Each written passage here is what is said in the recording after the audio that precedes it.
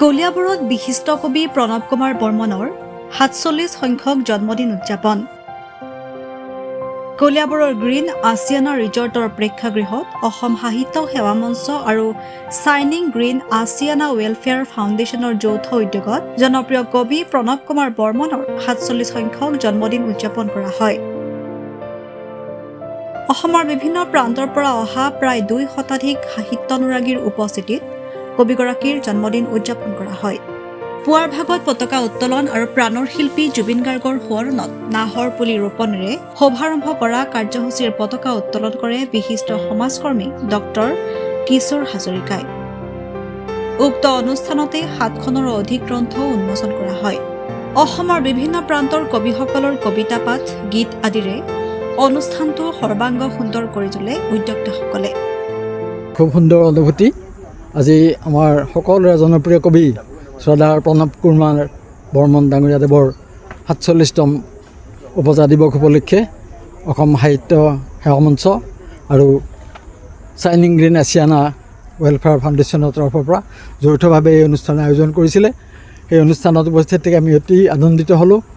আমি অসমৰ বিভিন্ন সদিয়াৰ পৰা ধুবুৰীলৈ ইফালে ওপৰৰ পৰা উত্তৰৰ পৰা দক্ষিণলৈ সকলো অসমৰ চাৰিওচুকৰ পৰা বিভিন্ন আমাৰ সতীৰ্থসকল আহি উপস্থিত হৈ একেলগ হৈছোঁ। আমি সাধাৰণতে সামাজিক মাধ্যমতেই আমাৰ ইটো সিজনে সিজনৰ অলপ চৰ্চা কৰি থাকোঁ, কিন্তু এনেকৈ মুকলিকৈ এটা আজি লগ হ'বলৈ পাই অতিশয় আনন্দিত হৈছোঁ, অতি উৎসাহিত হৈছোঁ। আৰু ভৱিষ্যতলৈ এনেকুৱা এই অনুষ্ঠানবোৰ যাতে আৰু সুন্দৰকৈ উদযাপন হয় তাৰ কাৰণে আশা ৰাখিলোঁ। আৰু বিশেষকৈ আজি এই অনুষ্ঠানভাগীৰ বাবে প্ৰধান উদ্যোগ লোৱা আমাৰ শ্ৰদ্ধাৰ অসম সাহিত্য সেৱা মঞ্চৰ সম্পাদক ডাঙৰীয়া প্ৰেম কুমাৰ বৈষ্ণৱ আৰু অসম সাহিত্য সেৱা মঞ্চৰ মুখ্য প্ৰশাসিকা পূজাধৰ বৈষ্ণৱ, এই দুই বৈষ্ণৱ জ্যোতিক আমি আমাৰ ফালৰ পৰা আন্তৰিক কৃতজ্ঞতা আৰু ধন্যবাদ জনাইছোঁ।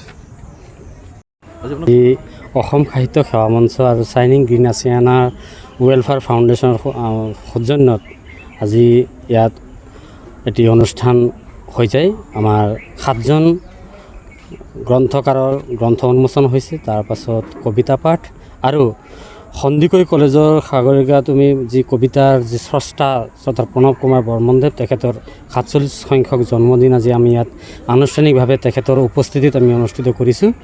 আৰু এই অনুষ্ঠানত আমাৰ যি অসমৰ বিভিন্ন ঠাইৰ পৰা বিভিন্ন জিলাৰ পৰা কবিসকল ৰাতিপুৱাৰ পৰা উপস্থিত আছিল। প্ৰথম কাৰ্যসূচী আছিল আমাৰ পতাকা উত্তোলন কৰিছে আমাৰ অসম সাহিত্য সেৱা মঞ্চৰ সভাপতি শ্ৰদ্ধাৰ ডক্টৰ কিশোৰ হাজৰিকাদেৱে। তাৰ পাছত বৃক্ষৰোপণ কৰা হয়। বৃক্ষৰোপণত আমি নাহৰ এজোপা লগাইছোঁ, যি নাহৰজোপাক আমাৰ হিয়াৰ আমঠু জুবিন গাৰ্গদেৱৰ প্ৰিয় গছ, সেই আমাৰ নাহৰ গছজোপা ৰোপণ কৰে অসম সাহিত্য সেৱা মঞ্চৰ মুখ্য উপদেষ্টা শ্ৰদ্ধা তিলক চন্দ্ৰ শৰ্মাদেৱে।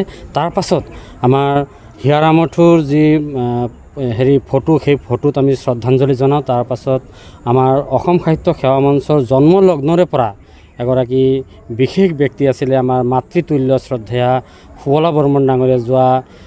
যোৱা বছৰ তেখেতৰ মৃত্যু হৈছিল আৰু তেখেতৰ মৃত্যুত আমি গভীৰ শোক প্ৰকাশ কৰি তেখেতলৈ মঞ্চৰ তৰফৰ পৰা আমি শ্ৰদ্ধাঞ্জলি জ্ঞাপন কৰিছোঁ। তাৰ পাছতে আমাৰ যি কবিতা পাঠৰ মনোজ্ঞ অনুষ্ঠান অনুষ্ঠিত হয়। আৰু এই অনুষ্ঠানত আপোনালোকৰ সমন্বিত সকলো ৰাইজৰ যি সহায় সহযোগ সঁহাৰি পায়। মই মামনি তালুকদাৰ, মই এগৰাকী শিক্ষয়িত্ৰী, লগতে মই লিখা মেলাও কৰোঁ। মই আজি মোৰ এখন গ্ৰন্থ উন্মোচন হৈছে, গ্ৰন্থখনৰ নাম মনত দাপোনত প্ৰতিছবি। আজি প্ৰণৱ কুমাৰ বৰ্মন, বিশিষ্ট কবি প্ৰণৱ কুমাৰ বৰ্মনদেৱৰ ৪৭ সংখ্যক জন্ম উৎসৱ তেখেতে আমাৰ ইয়াতে উদযাপন কৰা হৈছে। আৰু লগতে গ্ৰীণ আছিয়ানাত যি অসম সাহিত্য সভা মঞ্চৰ এখন সভা অনুষ্ঠিত কৰা হৈছে। ইয়াতে আমাৰ বৃষ্টি আলোচনীখন উন্মোচন হৈছে, লগতে 7খনকৈ অন্যান্য গ্ৰন্থ উন্মোচন হৈছে। মানুহৰ সঁহাৰি বহুত ভাল, এনেই ভালেই হৈছে। কিন্তু আজি যিহেতু ঈদ উপলক্ষে বহুতো ইছলাম ধৰ্মাৱলম্বী আমাৰ যিসকল সতীৰ্থ আছে তেখেতসকল আহিব পৰা নাই, গতিকে অলপ সেৰেঙা হৈছে যদিও অনুষ্ঠানটো ভালেই হৈছে। কবিতা পুথি আপোনাৰ প্ৰথম কবিতা পুথি হয় মোৰ প্ৰথম কবিতা পুথি। আৰু আগতে কিবা আৰু আগতে এনেই মই লিখা মেলা কৰিছোঁ, বহুত মঞ্চত লিখা মেলা কৰিছোঁ বা আলোচনীবোৰত লিখা মেলা কৰোঁ, কিন্তু কবিতা পুথিখন এইখন প্ৰথম মোৰ। কলিয়াবৰৰ পৰা মুনিলাল গুপ্তাৰ ৰিপৰ্ট এনিভিউ। আপুনি বাৰু হাড়ৰ সমস্যাৰ কাৰণে পাটনালৈ যাবলৈ চিন্তা কৰি আছে নেকি? এতিয়া আৰু চিন্তা নাই।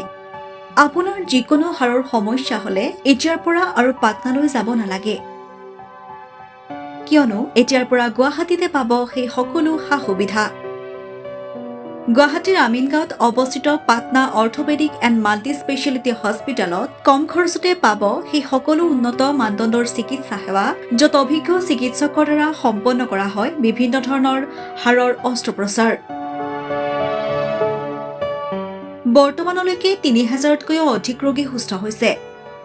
हमारे हॉस्पिटल में ऑर्थोपेडिक्स से रिलेटेड हर तरह का इलाज जैसे कि joint replacement, trauma surgeries, spine surgeries, Ilizarov surgeries और की होल सर्जरी जिसको आर्थ्रोस्कोपी कहते हैं, उसका इलाज संभव है। উন্নত মানদণ্ডৰ সা সুবিধা থকা হস্পিটেলখনত আছে ৩টাকৈ VIP ৰুম, 11টা কেবিন, জেনেৰেল ৱাৰ্ডত আছে 12খনকৈ বিচনা তথা 7খনকৈ বিচনাযুক্ত ICU। তাৰোপৰি এই হস্পিটেলখনৰ ভিতৰতে আছে ফাৰ্মাচীৰো সা সুবিধা।